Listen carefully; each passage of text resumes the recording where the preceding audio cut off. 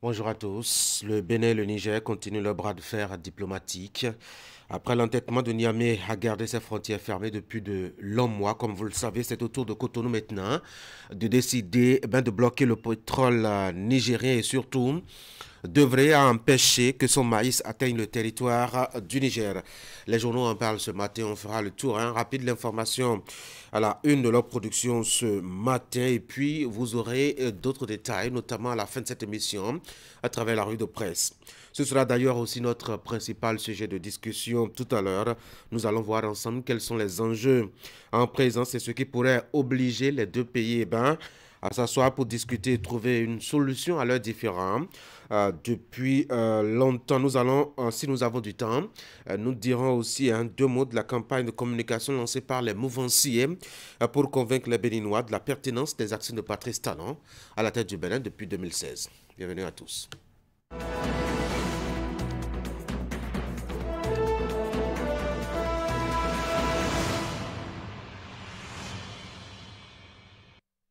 Et nous voici donc pour la une des journaux ce matin. On va ouvrir avec Fraternité, qui met en manchette justement ce dont je parlais dans mon introduction tout à l'heure. Projet Pipeline, le Bénin répond jusqu'au boutisme nigérien. De nouveau, un bras de fer qui s'ouvre entre les deux pays. Réflexion de Nadia Nata, complémentarité entre démocratie et développement. C'est une réflexion de la politologue. Exportation des produits pétroliers. Le Bénin interdit la sortie du maïs de son territoire. Et puis marché pacifique à Tanguieta. La population exige justice après l'assassinat du jeune professeur. Sauvegarde des acquis sous Patrice Talon. Armand Gansel lance la campagne Plus jamais l'éviction du mécène politique au Bénin. Matin libre, hostile aux protestations dans les rues, que craint le régime de Patrice Talon. Et puis Tanguieta, une marche pour exiger la lumière sur une série d'assassinats sans suite. Nous sommes avec l'informateur. Dénonçant les tracasseries policières, les bus Tokpa ont fait la grève ce lundi, nous apprend le journal. Et puis présidentielle de 2026, casse-tête pour l'opposition. First Info, politique de foresterie urbaine dans la commune d'Abomey-Calaving. Réception du plan canopé de la ville de d'Abomey-Calaving. Nouvelle génération. On va parler de cette 54e réunion annuelle des directeurs généraux de loterie du Bénin, des loteries des pays membres du Conseil de l'Entente, reloquer l'intégration régionale en tenant compte des réalités d'aujourd'hui.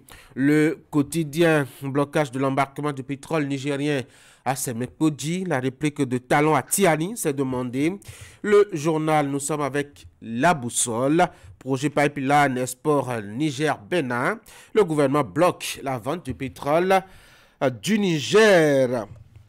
Le chasseur info, examen du certificat d'aptitude professionnelle au Bénin, effectif en hausse au CAP 2024, le fruit des réformes sous Kouaro Yves Chabi, le grand jury, démarrage des examens de fin d'année au Bénin, 12 076 candidats à l'assaut du CAP 2024, lancé au lycée technique Kolibali de Cotonou.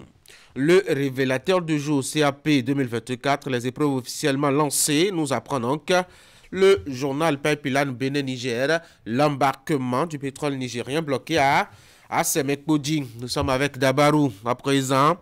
Le maire Denis Obachabi dote sa du plus bel hôtel de ville du Bénin. Ça c'est grâce à son dynamisme et sa détermination à vanter ce matin le quotidien Dabarou.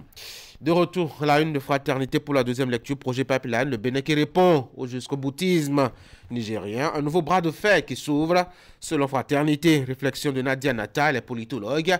Dans la colonne de Fraternité, elle a essayé de faire de la lumière sur la complémentarité entre démocratie et développement, exportation de produits vivrier. Le Bénin qui interdit la sortie du maïs de son territoire. Deux autres titres, le temps de boucler cette revue des unes.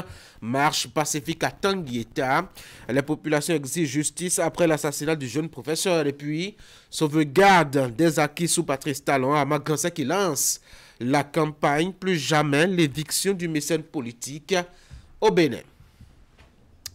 C'est ce qu'il faut donc retenir, hein? La une des journaux ce matin dans leur production. Vous avez justement que le sujet principal qui domine l'actualité au niveau des quotidiens ce matin, c'est par rapport justement à cette position du Bénin concernant l'embarquement du pétrole nigérien. Le Bénin a décidé de bloquer le liquide précieux, l'or noir, donc au niveau de Semek-Modi.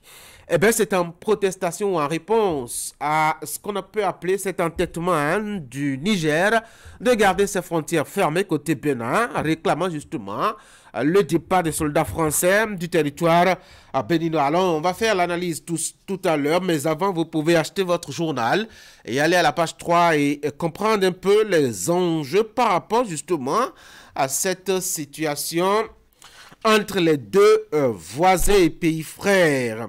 Vous avez aussi, toujours sur la même page 3, cette marche pacifique des populations qui exige justice après l'assassinat du jeune professeur. Il y a une série d'assassinats qui sont restés, sans suite, sans réponse. Les populations commencent par s'inquiéter par là-bas. Elles ont organisé une marche, donc le week-end écoulé, pour demander aux autorités de faire un peu plus de lumière. Pour une affaire de sorcellerie, par exemple, à Djougou, et là, la police a sauvé un homme de la vindicte populaire. Elle a eu de la réponse, justement, de la réponse appropriée à ce propos. C'est un homme qui a été soupçonné de sorcellerie et qui a évité de justesse la vindicte populaire dans l'arrondissement de Pelebina, dans la commune de Djougou, dans le département de la Donga. Il a été pris à partie suite aux rumeurs. Après un décès dont il est accusé, celui-ci a eu la vie sauve grâce à la prompte intervention du commissariat de Pelebina et des autorités locales. Nous apprenons Brunel Aza dans son rapport de l'incident. Et puis, quand on est toujours au chapitre de la diplomatie, on peut regarder du côté de l'Est. Et là-bas aussi, il y a quelques soucis, même si les frontières sont, ma foi, dans leur normalité. Le Nigeria tous, le Bénin s'enrhume. Est-ce que vous savez qu'au bord des rues à Cotonou, l'essence de contrebande est cédée à 700-800 francs CFA le litre. Il y a quelques semaines à Parakou, c'était déjà à 1700 francs CFA. Fraternité revient sur cette actualité-là et fait constater la difficulté des populations à s'approvisionner et surtout à se déplacer. Les rues sont presque désertes. Difficile justement de tenir cette exigence-là dans la bourse actuellement. Vous avez les échos des guépards. Et en attendant donc Sport Matin ce matin, vous avez que Fraternité nous propose la liste des 21 joueurs, notamment des guépards cadets qui vont participer au tournoi UFOA B des moins de 17 ans. Et puis l'autre information qui pourrait vous intéresser, c'est l'actuel capitaine des guépards qui a été fait joueur du mois d'avril à Brest, c'est en France. Il s'agit du guépard Steve Mounier. Tout à l'heure, vous aurez d'autres informations liées au sport d'ici et d'ailleurs avec Ali Momouni qui va nous proposer sûrement, puisque nous sommes mardi, le document de la semaine. Je me garde de vous dire de quoi il s'agira. Voici maintenant le bulletin d'information avec Teddy Goudalo. Teddy, bonjour. Tanguy, bien bonjour. Bonjour à toutes et à tous. Hier, on était lundi 6 mai 2024 précisément. L'examen du certificat d'aptitude professionnelle session de juin 2024 a démarré sur l'ensemble du territoire national. Le top a été donné au centre du lycée technique Koulibaly à Cotonou par le ministre de l'enseignement secondaire, technique et de la formation professionnelle, Yves Kouaro Chabi, que vous avez là en veste bleue sur vos images. On revient là-dessus tout à l'heure. Et puis on parle toujours de la journée internationale des droits de la femme. Le réseau des jeunes femmes dynamiques d'Akasato de la commune d'Abomey-Calavi, le réseau a commémoré cette journée marquée de plusieurs temps forts, dont une communication sur le cancer du sein et du cancer du col de l'utérus. Qu'est-ce qu'ils se sont dit à l'occasion, elles si bien habillées? Élément de réponse dans le reportage à suivre tout à l'heure. Voici le bulletin.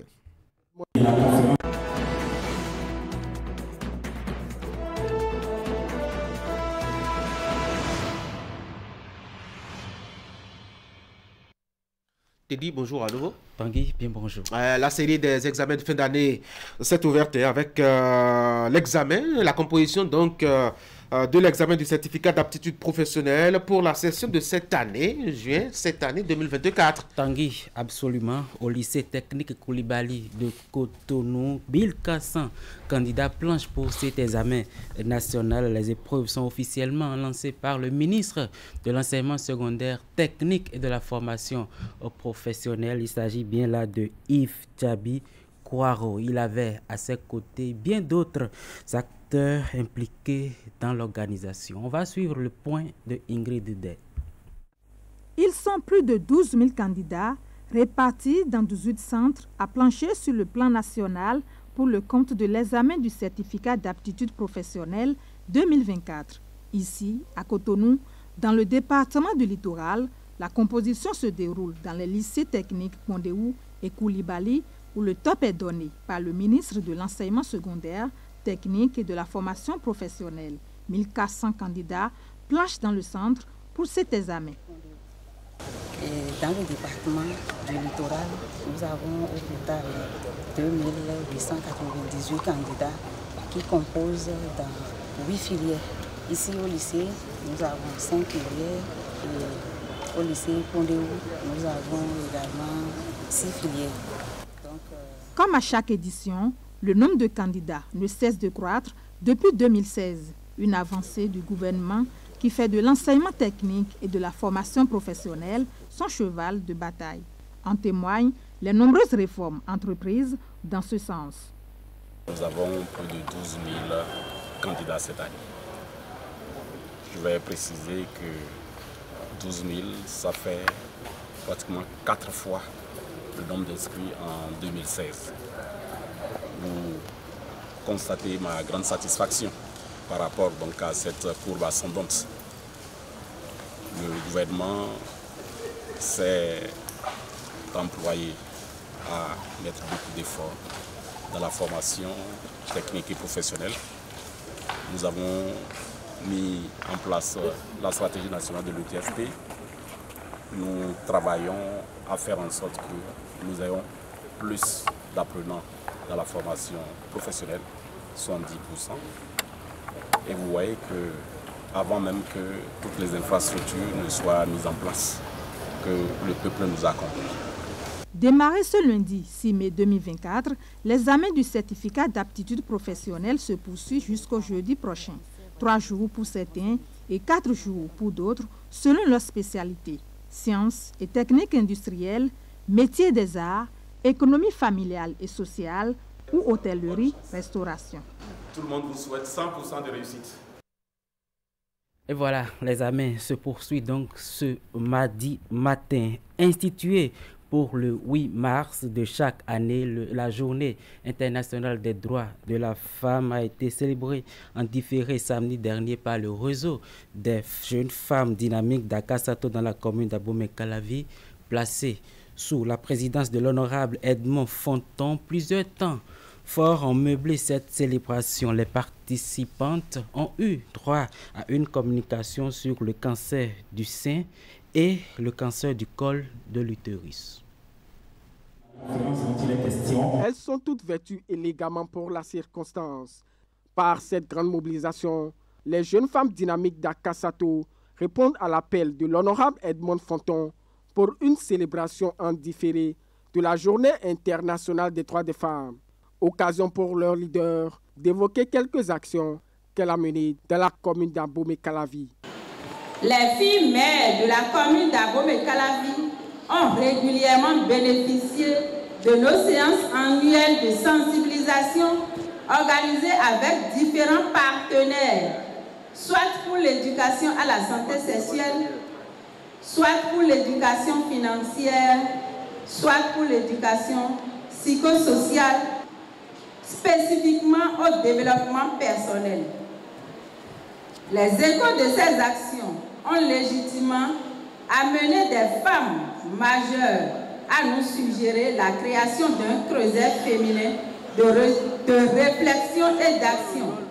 C'est ainsi que l'initiative du réseau des jeunes femmes dynamiques d'Akasato a progressivement pris corps. Cet événement a été rehaussé par la présence de plusieurs autres députés à l'Assemblée nationale et des autorités de la commune d'Abomey-Calavi. C'est une journée de réflexion et non de fête. Une journée où les femmes doivent repenser à elles-mêmes. Une journée où les femmes doivent se donner de la valeur pour que, à partir d'aujourd'hui, on puisse revoir, on puisse voir une femme à côté des hommes. Au cours de cette rencontre festive, une communication a été présentée sur le cancer du sein et le cancer du col de l'utérus, des problèmes de santé qui déciment la couche féminine. Alors effectivement, voilà un mal qui ronge la femme silencieusement. Parfois, les femmes n'ont pas le temps de s'occuper d'elles-mêmes, de savoir qu'il y a des gestes simples à faire pour éviter, par exemple, le cancer du sein. Le cancer du sein, déjà la palpation, c'est très important. Nous avons apprécié l'enseignement sur le cancer du sein et le cancer du col de l'utérus. Nous avons pris hâte et nous allons pratiquer tout ce qu'on nous a appris. La joie qui nous anime est que notre honorable, elle nous écoute à tout moment. Elle aime ce que nous lui proposons, ce que nous lui disons. Elle pratique tout en son temps. Pour rappel, le thème de l'édition 2024 de la Journée internationale des droits des femmes est intitulé « Investir en faveur des femmes ». Un ballet et plusieurs prestations artistiques ont marqué cette célébration. Elle s'est achevée sur un partage de repas.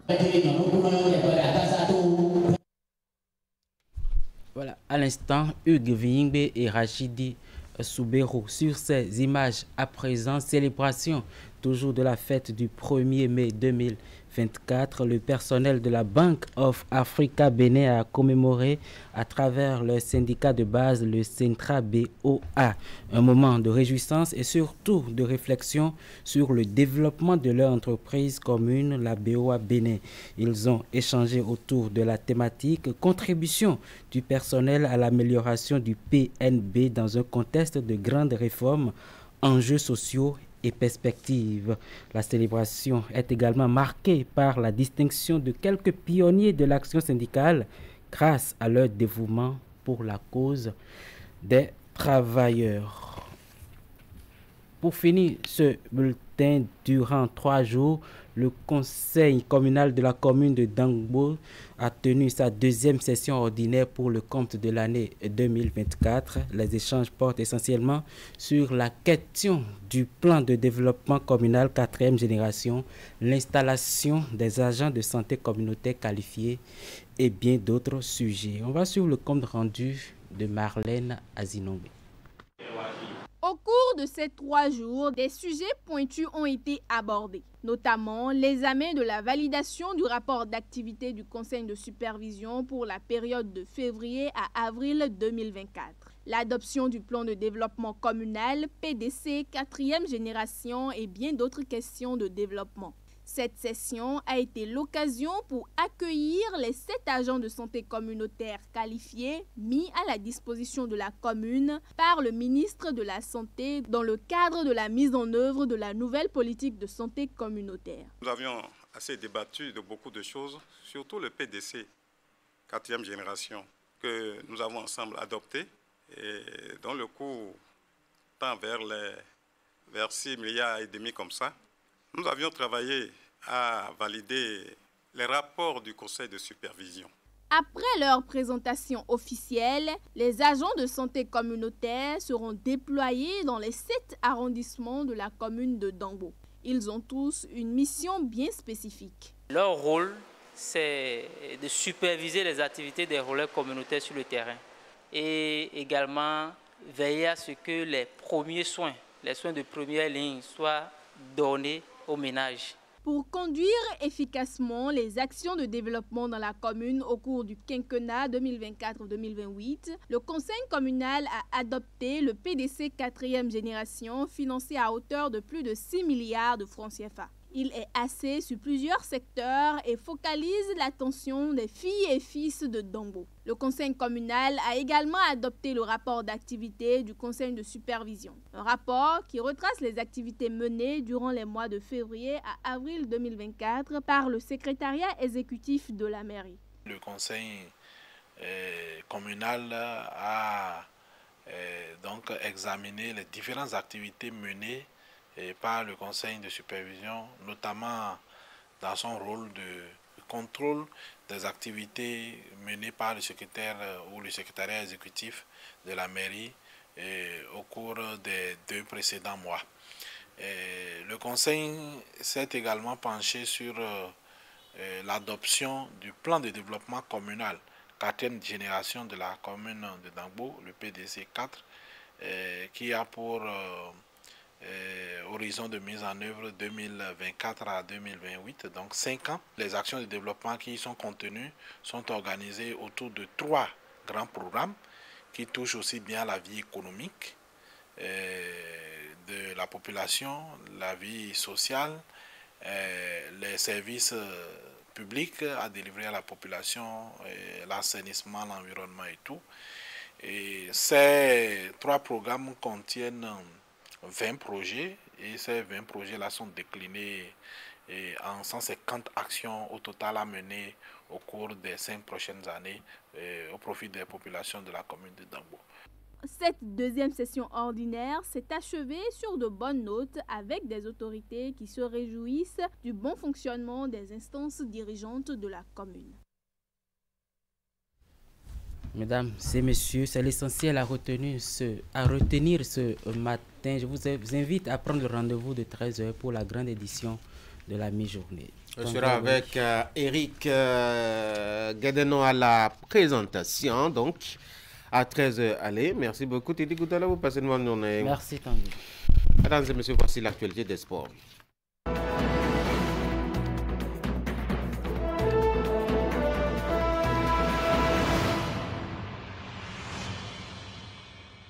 Allez, Moumouni, bonjour.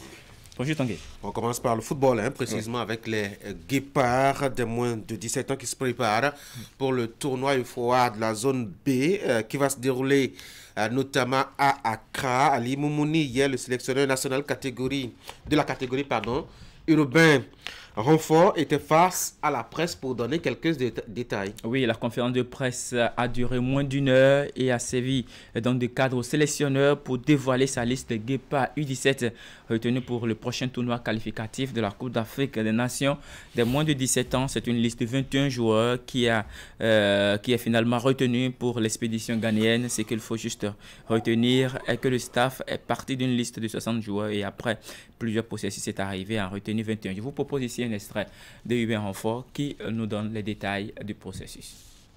Nous avons bien commencé par travailler depuis février, même si c'est dans l'informel, pour essayer de constituer cette liste avec les académies qui sont sur place, qui font du bon boulot.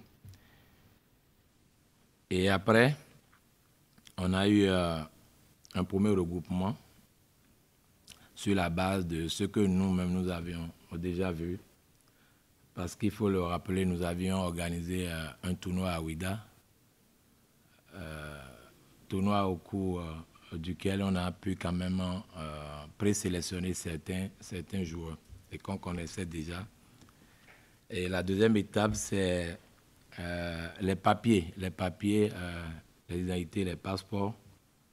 Nous avons demandé à ces joueurs-là de bien vouloir nous faire parvenir leur passeport. Et c'est après cette deuxième étape que nous avons essayé de construire une liste de 60 jeunes joueurs qui ont été, disons, soumis à 3 jours de présélection à Porto-Novo au Charles de Gaulle, pour être plus précis, du 25 au 28 mars 2024. Après cette première étape, nous avons retenu 30 joueurs qui ont été soumis on va dire, au critère le plus important au niveau des U17, et c'est l'étape de l'IRM, l'imagerie par résonance magnétique, qui permet déterminer à peu près, disons, les stades de développement de l'âge osseux de nos jeunes joueurs. À partir de cet instant, nous devions normalement avoir les résultats avant le regroupement du 6 au 3 avril à Cotonou. Malheureusement, on les a eus bien après, on était au regroupement. Et c'est à partir de là que nous avons fait sortir, disons, la liste des... Au départ, c'était 25 joueurs. Il y a eu quelques petits soucis en cours de route. Mais néanmoins, aujourd'hui, on est là avec une liste de 21 joueurs éligibles.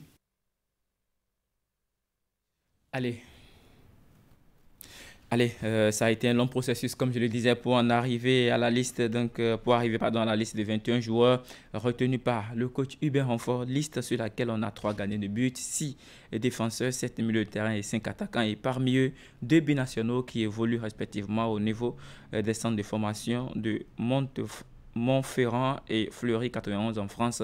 On retrouve les sélectionneurs Hubert Renfort pour plus de détails. Il y a 2 binationaux. Le premier, c'est un milieu de terrain, c'est Atodjinou Marvin Dona. Lui, il est de Montferrand, France, en région parisienne. Et c'est nous, Jordan, voilà, c'est le deuxième binational que nous avons, qui évolue du côté de Fleury 91 en France. Déjà, au niveau morphologique, on voit déjà la différence par rapport, on va dire, au nord d'ici. Le climat est différent, déjà, donc il faut d'abord qu'il s'acclimate. Il y a un qui est milieu de terrain, beaucoup plus fougueux, et l'autre qui est un excentré droit. Le dernier match, il y a Jordan qui a fait 45 minutes et qu'il y a Marvin, lui, il est rentré le vendredi soir. Le samedi, il a joué une vingtaine de minutes. Pour, disons, les premières observations, c'est des jeunes qu'au niveau, on va dire, technique et tactique, sont un peu meilleurs par rapport aux nôtres. Mais le football africain, surtout béninois, est beaucoup plus, on va dire, agressif. Il y a beaucoup plus d'intensité, il y a beaucoup plus d'activité dans nos jeux. Et c'est ça un peu qui leur manque. Et on est en train de travailler dans les séances d'entraînement, déjà hier et puis là, ce matin, disons, à leur faire, même si le délai est court, leur faire comprendre que ces qualités techniques et tactiques ne vont pas suffire. Il va falloir aller au-delà de ça en termes de combativité, en termes d'abattage physique. Et quand on travaille déjà physique, on voit un peu qu'ils sont, on va dire, en grosse difficulté. Parce que vous savez, en Europe, quand on a 14 ans, 15 ans ou 16 ans, c'est d'abord tout ce qui est qualité technique qu'on essaie un peu d'installer, d'asseoir au niveau des jeunes, quitte après à quand même leur donner le coffre qu'il faut pour aller, on va dire, un peu plus haut. Donc on est en train de travailler avec eux. Ils ont montré quand même de très bonnes choses. Et nous pensons quand même qu'avec peut-être le temps que nous avons, les fait travailler un peu pour qu'au niveau physique, qu'ils aient beaucoup plus de répondants. Allez, il était donc facile de le reconnaître avec ses cheveux frisés. Marvin Atodjinou, l'un des binationaux, qui est convoqué donc pour rejoindre la sélection de moins de 17 ans. En attendant, l'équipe béninoise poursuit sa préparation dans l'après-midi de ce lundi. Hubert Renfort et ses poulains ont tenu une nouvelle séance d'entraînement. Ils auront à livrer des matchs amicaux, notamment contre les équipes qui évoluent en D4 au plan national. Bien entendu, c'est le championnat et le championnat amateur. Il y aura également une autre rencontre face à la formation cadette du Togo. Il faut rappeler qu'après quelques jours de stage de préparation, Hubert Renfort et ses poulains vont prendre la direction de la capitale ghanéenne pour la compétition. Ils feront leur entrée en liste face à leur homologue de la Côte d'Ivoire le 18 mai prochain, avant d'en découdre avec le pays hôte, le Ghana, pour leur seconde sortie. Ce sera le 21 mai prochain. Tanguy. Donc voilà pour ce qui concerne les représentants béninois à ce tournoi EFOA Zone B des moins de 17 ans. On va passer au document de la semaine maintenant, Ali. Oui, Tanguy, aujourd'hui on va s'intéresser aux différents championnats de football féminin. Le sujet, c'est bien sûr le calendrier des matchs des équipes qui évoluent en D2 et D3 féminines au Bénin depuis plusieurs années. Le constat est que les équipes qui évoluent à ce stade jouent souvent à des heures pas trop familières, 9h, 11h ou encore 14h, où le soleil est assez frappant et intense. Alors, est-ce de bonnes conditions de travail? Quelles peuvent être les conséquences, aussi bien sur le rendement des joueuses ou encore des résultats de leurs équipes? C'est ce que nous dira Candide Rouentor dans le document de la semaine de ce jour. Suivez. Il est 11h. Le soleil est presque au zénith. Les filles de Tambou FC d'Adiara et celles de Blackstone s'affrontent ici sur les installations du stade René Pleven. C'est la 17e journée du championnat national de 2e division féminine.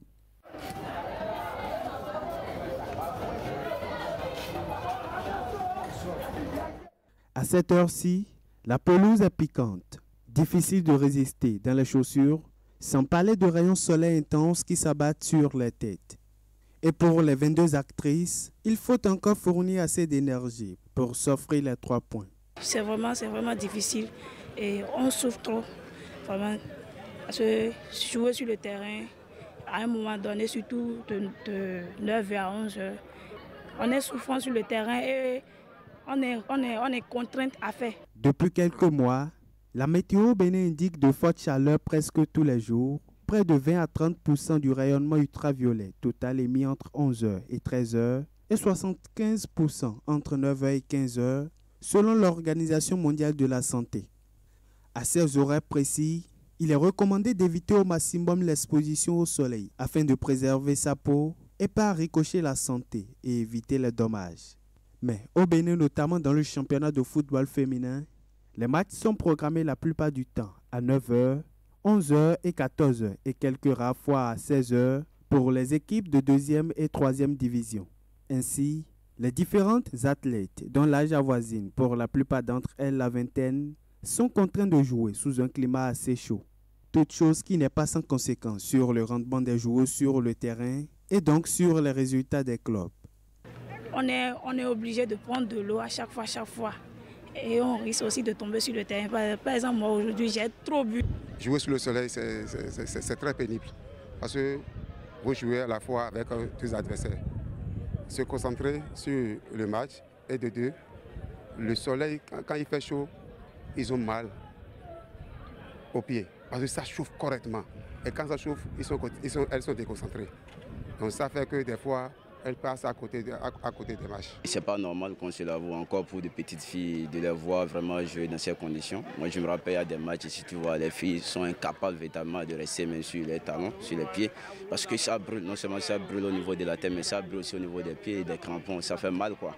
Et tu vois, et parfois on en voit un qui pleut parce qu'elles ont vraiment mal. Le soleil est en train de les faire souffrir et tout. Encore que ce sont des femmes, ça pèse beaucoup. Et les filles n'arrivent pas à se donner comme il faut sous l'effet du soleil et tout ça. Quand ça chauffe dans les crampons, ça brûle dans les pieds, elles ne sont pas en mesure de s'exprimer correctement. À peine 15-20 minutes de jeu et le spectacle s'estompe. Du banc de touche à l'aire de jeu, personne n'est épargné. Les infrastructures ne sont pas non plus de réelles oasis, même sur les stades où les sièges sont couverts. Et malgré les pauses fraîcheurs, les joueurs cèdent face à la forte intensité du soleil. D'autres ne parviennent même pas à tenir toutes les 90 minutes de jeu.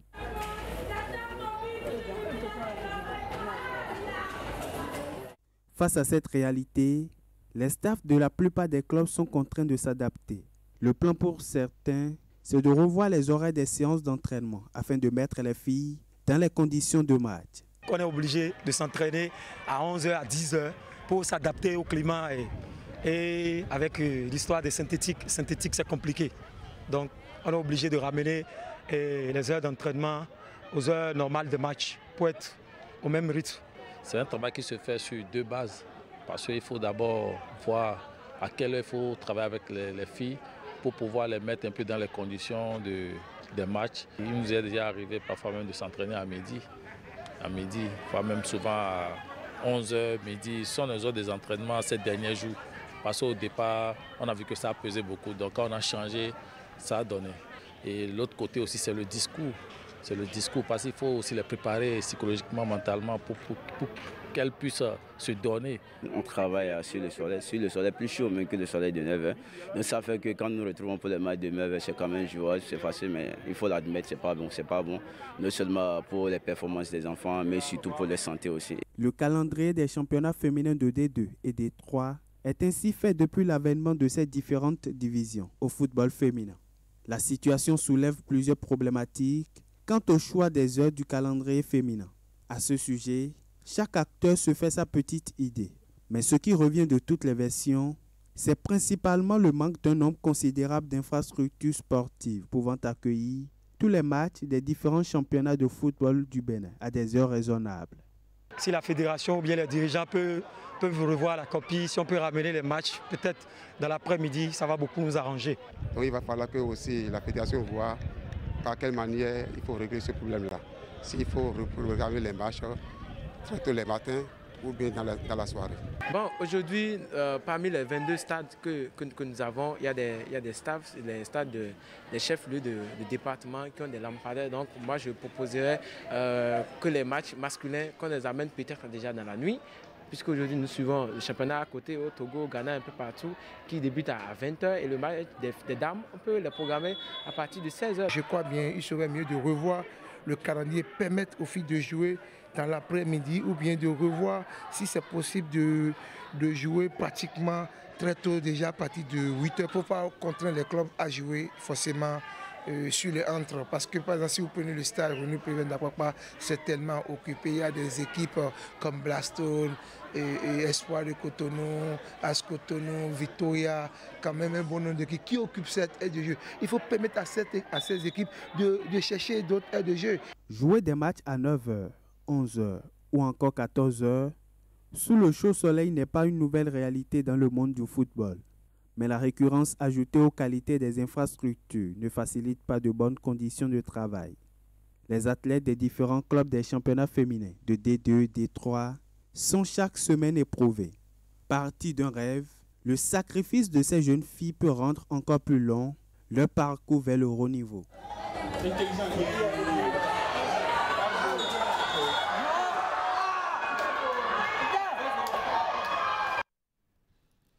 Allez, il faut le dire, hein, c'est un exercice assez périlleux pour ces jeunes filles qui évoluent dans le championnat de D2 et de 2-3 féminins au Bénin, bien entendu, Tanguy, à l'épreuve de la canicule, hein, au plan national. Eh ouais, enfin les exigences du métier. Ah oui. Allez, un dernier acte pour boucler la page des sports ce matin. On va parler de la fête qui va se dérouler au plan international, notamment au niveau européen. On connaîtra la première équipe finaliste de cette édition de la Champions League aujourd'hui. Ah oui, Tanguy, les rencontres, les manches retour des demi-finales auront lieu dès ce soir et on aura déjà pour la première demi-finale, ce sera entre le Paris Saint-Germain et Borussia Dortmund à l'aller. Il faut préciser que les Allemands s'étaient imposés sur le score d'un petit but à 0. Est-ce qu'ils pourront conserver leur avance? Sinon, à prendre davantage l'avance, aggraver le score. De toutes les façons, comme on le dit souvent, wait and see, le Paris Saint-Germain a donc son destin en main ce soir et ce sera à domicile au Parc des Princes devant son public. Est-ce que les Français de leur côté, les Parisiens pourront s'offrir le sésame pour une deuxième finale, Tanguy? On espère. Oui, on va espérer. Ils ont l'avantage d'être chez eux. Ah oui. Mais aujourd'hui, ça ne compte plus vraiment parce que les équipes visiteuses jouent décontractées désormais. Et donc, on verra ce que ça va donner. À demain, bonne journée. Alim Mouning. Merci Tanguy, à demain. Prenez soin de vous. Merci. Mesdames et messieurs, on va marquer une pause.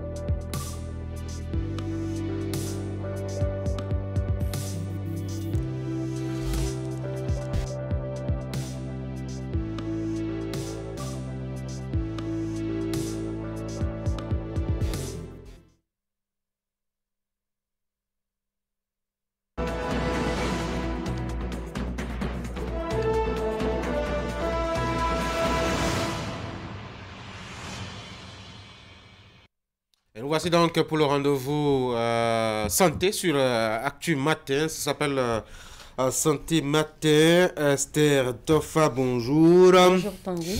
En face de vous, docteur Bernard Akapo, qui est médecin diplômé d'État interne des hôpitaux de gynécologie obstétrique. Docteur Akapo, bonjour. Bonjour. Monsieur. Bienvenue sur Actu Matin. Vous aviez prévu, vous deux, de parler des violences basées sur le genre. On sait qu'à travers le monde, environ 15 millions d'adolescentes âgées d'entre 15 et 19 ans ont subi des rapports ou autres actes sexuels forcés au cours de leur vie, selon un rapport de l'UNICEF, Esther. Mais aujourd'hui, on va s'intéresser surtout à celles qui ont moins de 13 ans. Et ma curiosité, c'est pourquoi est-ce que c'est les moins de 13 ans qui vous intéressent?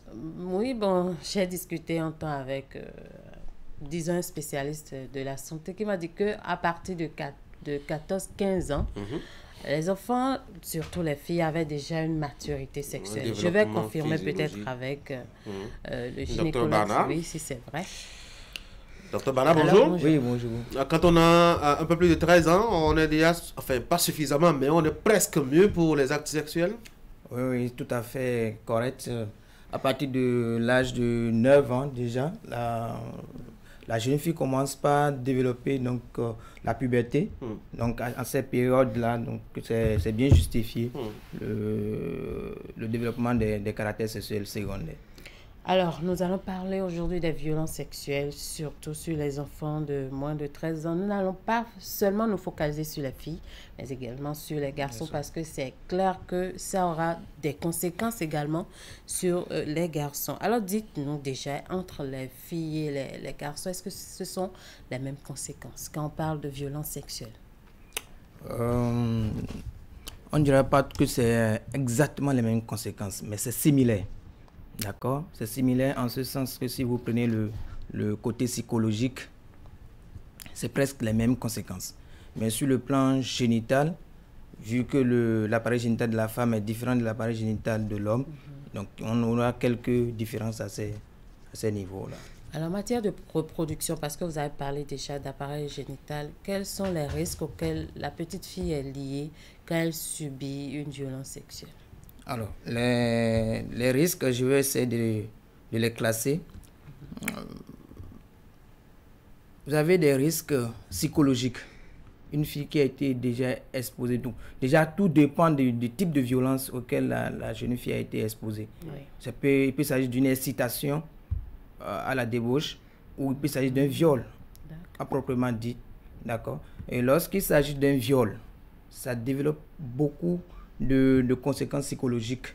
Donc, c'est des victimes qui sont très anxieuses et très dépressives, qui ont souvent des idées suicidaires. Vu, elles se disent souvent qu'elles ont perdu quelque chose de très précieux. Donc, ou qu'elles sont souillées, pardon, enfin, un peu comme ça.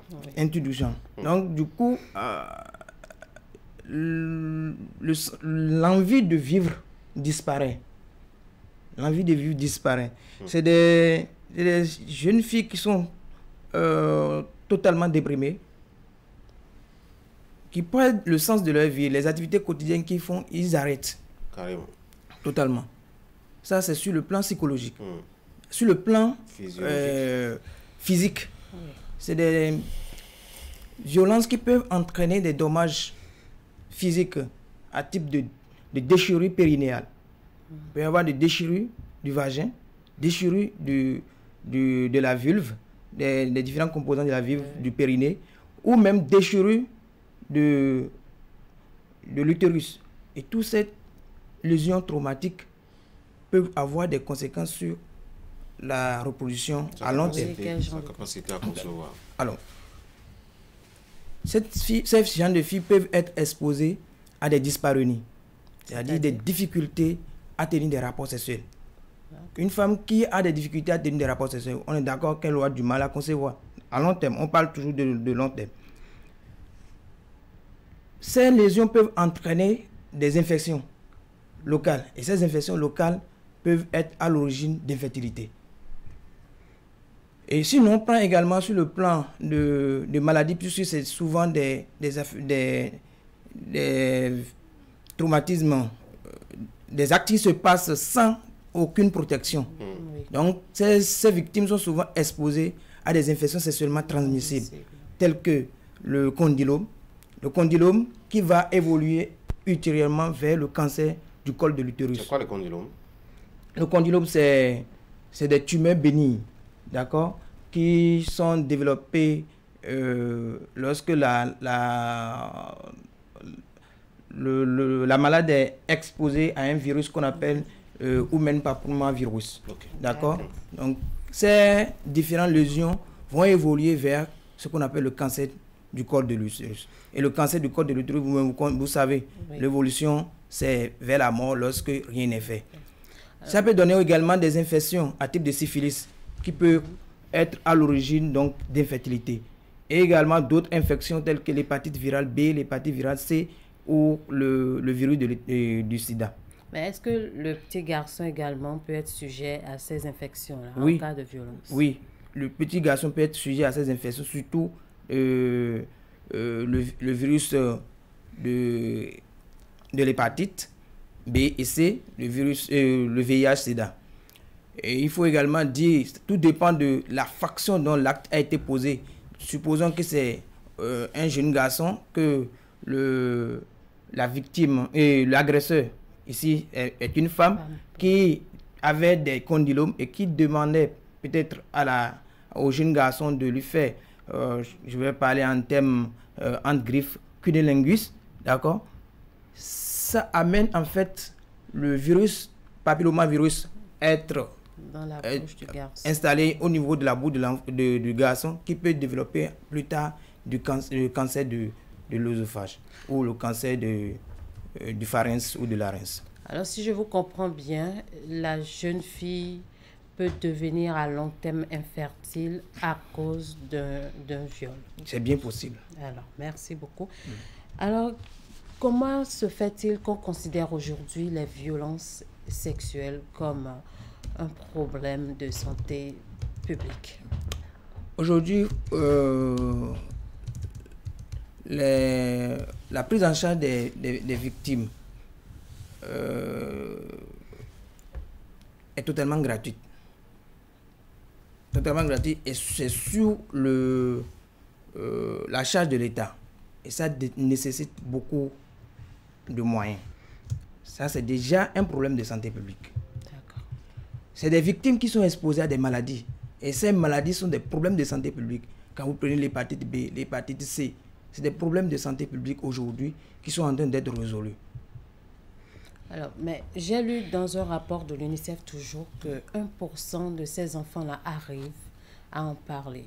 Quel conseil avez-vous pour finir à donner à ces enfants-là qui sont victimes de violences sexuelles, qui nous suivent et qui n'arrivent déjà pas à dénoncer leurs agresseurs? Oui, déjà, je vais rappeler la procédure de dénonciation. Vous avez 3 niveaux de prise en charge.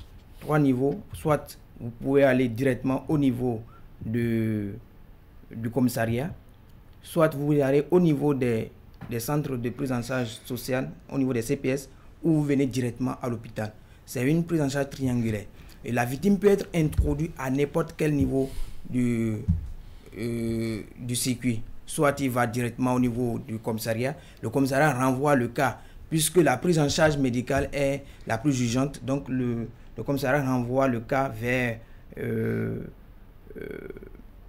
l'hôpital avec une réquisition, d'accord? Et là, nous, on prend en charge la victime.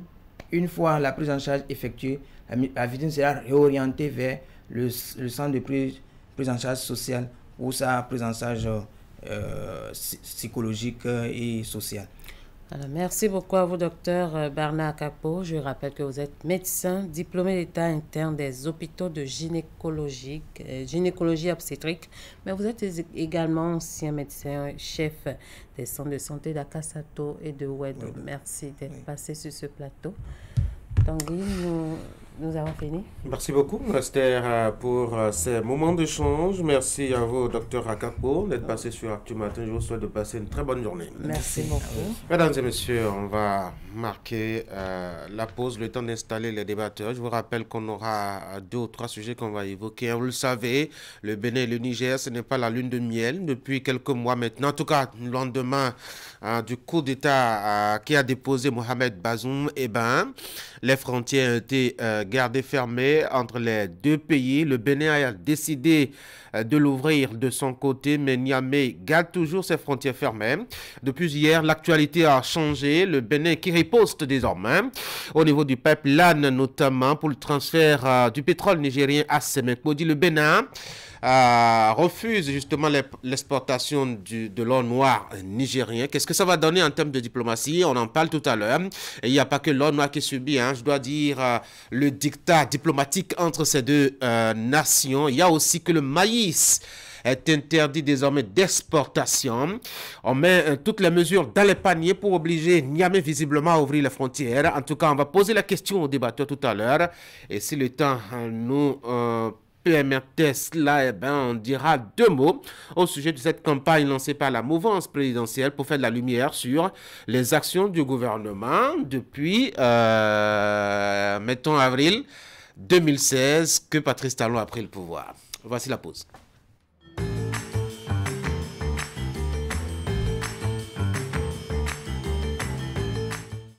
Cette année, faites briller maman avec des cadeaux qui lui simplifient la vie au quotidien. Chez nous, trouvez tout ce dont elle a besoin pour sa cuisine et sa maison. Des lave-linges Samsung intelligents pour une lessive sans effort. Des bouilloires pour des matins parfaits. Des robots de cuisine qui lui permettent de préparer des repas délicieux en un clin d'œil. Des réfrigérateurs et congélateurs qui garderont ses aliments au frais et bien plus encore. Et ce n'est pas tout. Profitez de remises exceptionnelles sur une sélection d'électroménagers. Offrez-lui le cadeau qui lui simplifiera la vie et lui montrera à quel point vous l'appréciez.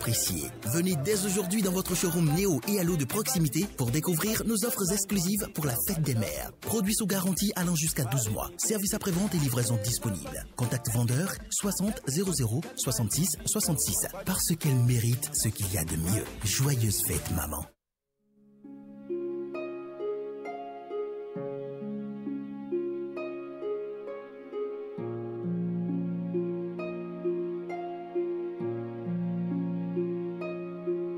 Vous avez le choix. On a tous toujours le choix. Le choix d'une vie de plaisir incontrôlée avec à la clé une famille nombreuse condamnée à la précarité. Ou le choix de construire un foyer heureux et équilibré avec le nombre d'enfants dont vous êtes en mesure de vous occuper convenablement. C'est ce deuxième choix que vous propose l'AFIA. L'AFIA, c'est une gamme complète et efficace de solutions pour planifier les naissances et mieux assurer l'épanouissement et l'avenir de votre famille. L'AFIA, le bonheur de votre famille.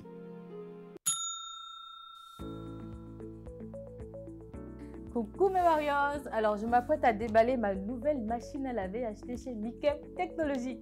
On y va. Il s'agit du lave-linge Samsung, l'original 10 kg. Bon, à l'achat, le vendeur m'a dit que je n'aurais pas besoin d'un plombier pour l'installer. Et voilà. Alors, suivez la démo. Je raccorde le tuyau d'alimentation d'eau au robinet. Bon, là, j'ai 2 options, le lavage à chaud ou le lavage à froid. Alors, à froid, cold. Il faut bien visser le second bout au robinet. Voilà.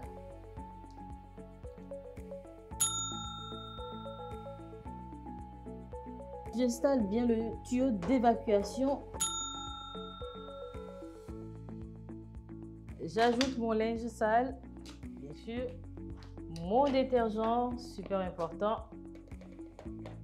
Voilà, très bien. Et hop, c'est parti.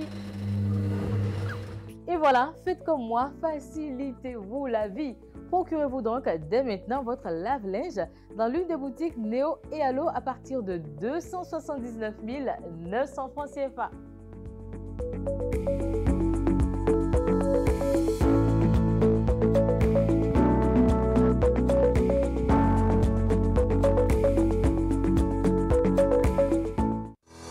Vous nous avez fait confiance.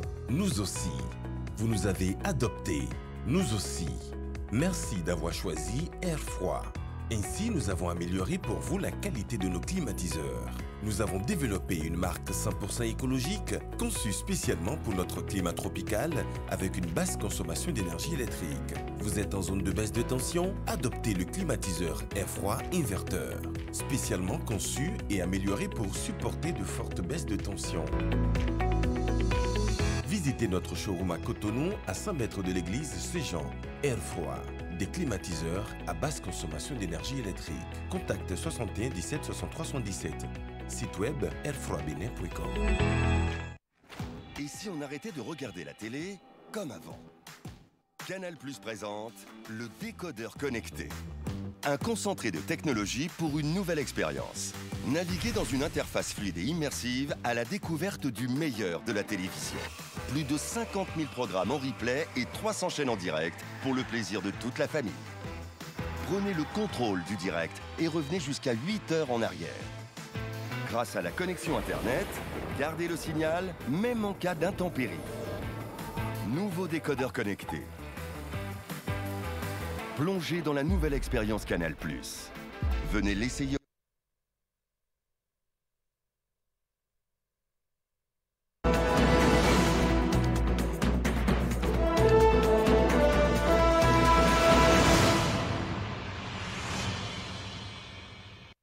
Franck, bonjour.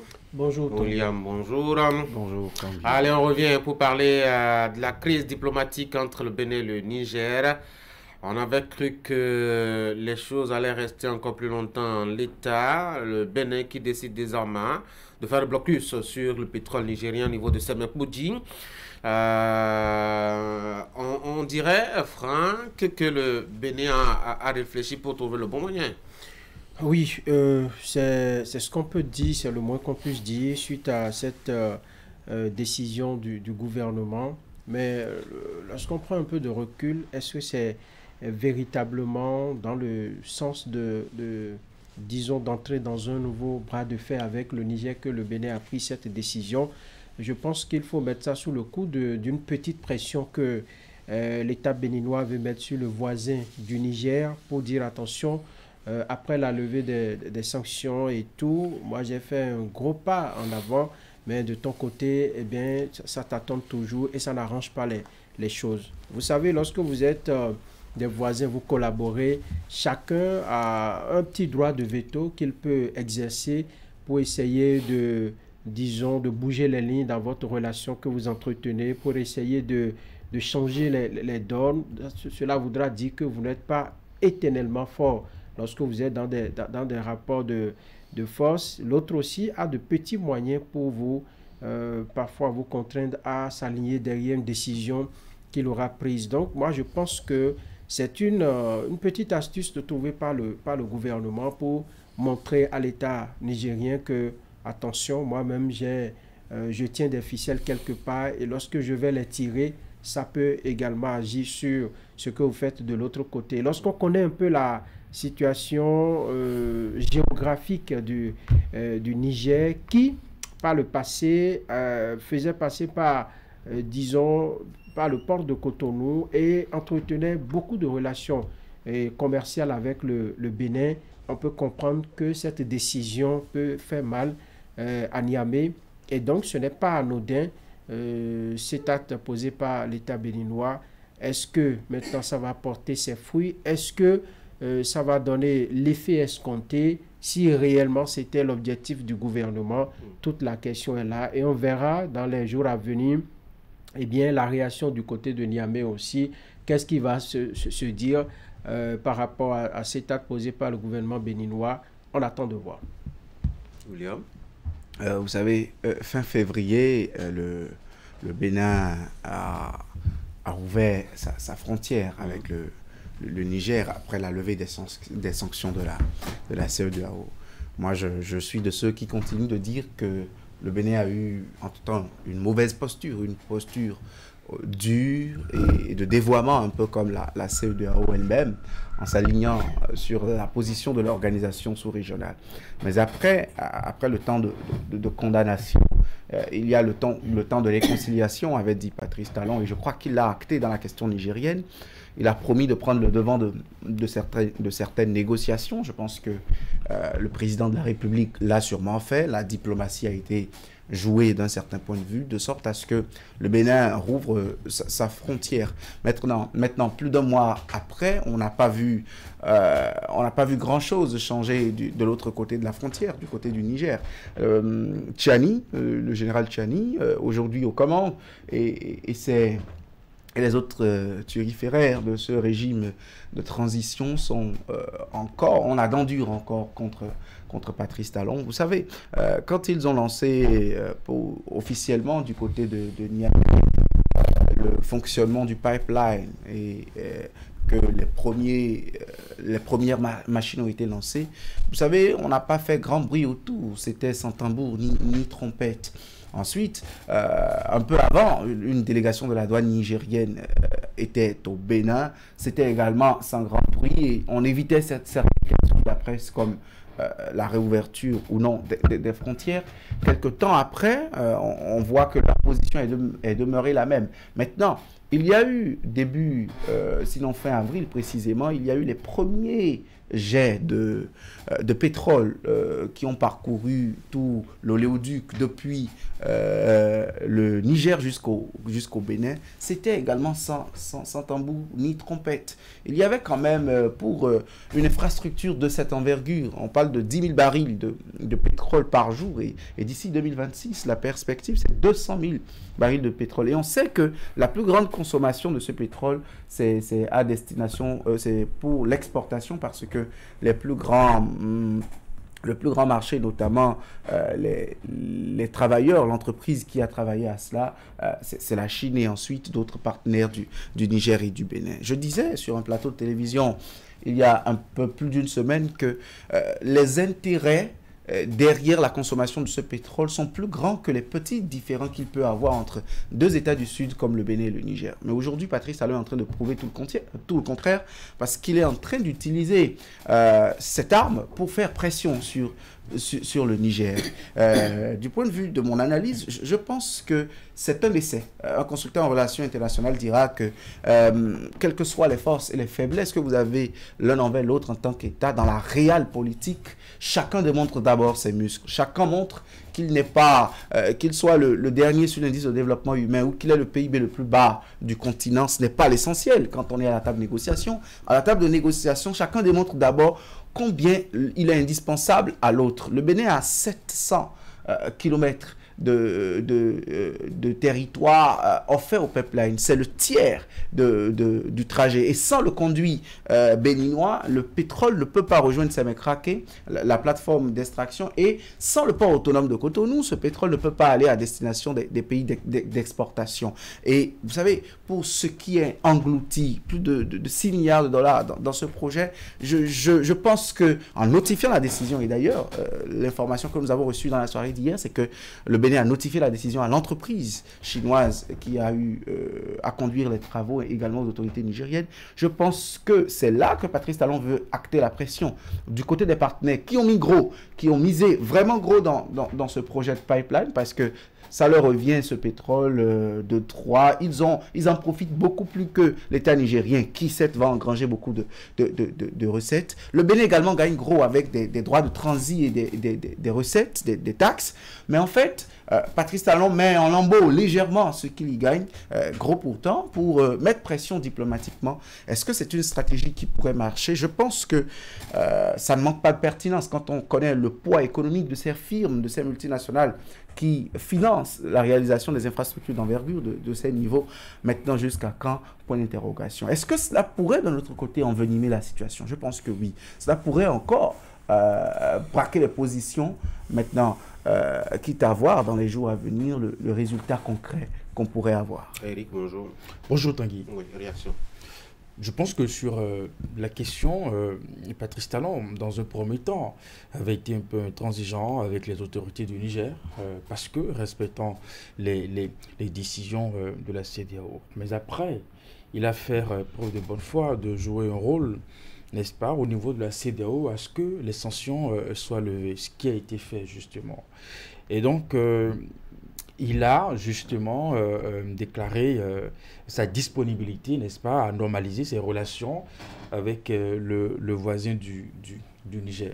Je pense que même dans des États en conflit, on essaye toujours de créer une passerelle de discussion, n'est-ce pas, quand une partie essaye véritablement de faire la main tendue.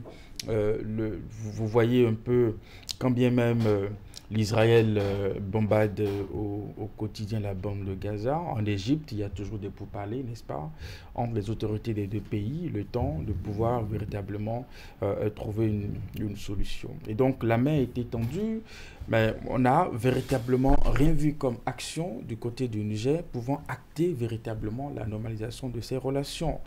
On se disait dans nos réflexions, analyses, que le vent du pipeline, parce qu'on a reçu des autorités du Niger qui ont séjourné à Cotonou, avec des rencontres avec la douane béninoise, des visites sur le site. Et donc, on se disait que dans la perspective de lancement des activités de cette plateforme, que quelque chose allait véritablement se passer. Mais nous sommes là jusqu'à aujourd'hui. Les activités ont démarré, le pétrole a coulé, mais la frontière reste toujours fermée. Et vous savez que dans le cadre de cette exploitation, ça veut dire qu'il n'y a pas de jour où entre le Niger et le Bénin, on ne discute pas, on n'échange pas. Parce que dans l'exploitation de ces plateformes, vous avez un mélange d'acteurs, la Chine, le Bénin, le Niger et bien d'autres partenaires. Et donc, je pense que le Bénin, pour l'instant, les autorités béninoises pour l'instant estiment que nous n'avons véritablement encore rien reçu. Je pense que c'est le moment pour le côté Niger de pouvoir véritablement voir les choses autrement. Je pense que dans des rapports de diplomatie et entre États, il arrive dans les histoires de ces pays, n'est-ce pas, que les rapports soient tendus. Mais en même temps, on essaye toujours, n'est-ce pas, de relancer les relations sur de nouvelles bases. La France reçoit depuis hier la visite de Xi Jinping, je ne sais depuis combien d'années, et donc il y a une normalisation des relations avec cette visite d'État. Les Américains n'ont jamais cessé de menacer la Chine, mais pas pour autant que, n'est-ce pas, il y a eu une division totale, n'est-ce pas, entre ces deux pays. Et donc c'est tout à fait, c'est normal que dans l'histoire des pays qu'on arrive à avoir des rapports tendus, encore que dans notre cas, ce n'était pas un problème entre un État à un État.